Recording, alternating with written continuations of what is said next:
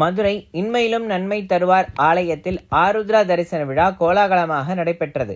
ஏராளமான பக்தர்கள் பங்கேற்பு.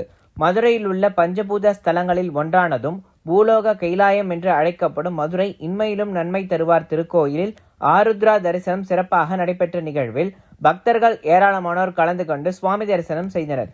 மதுரை மாநகரின் மைய பகுதியில் அமைந்துள்ளதும் சிவபெருமான் தன்னைத்தானே அர்ச்சித்துக் கொண்ட சிறப்புடைய தலமாகவும் விளங்கும் இன்மையிலும் நன்மை தருவார் திருக்கோயில் மாசி பிரம்மோற்சவம், வைகாசி விசாகம், ஆவணியில் சிவன் பூஜை, சிவராத்திரி, திருக்கார்த்திகை போன்ற திருவிழாக்கள் இங்கு வெகு விமர்சையாக நடத்தப்படும். அந்த வகையில் சிறப்பு பெற்ற இந்த திருத்தலத்தில் ஆருத்ரா தரிசன விழா கோவிலில் நடைபெற்றது.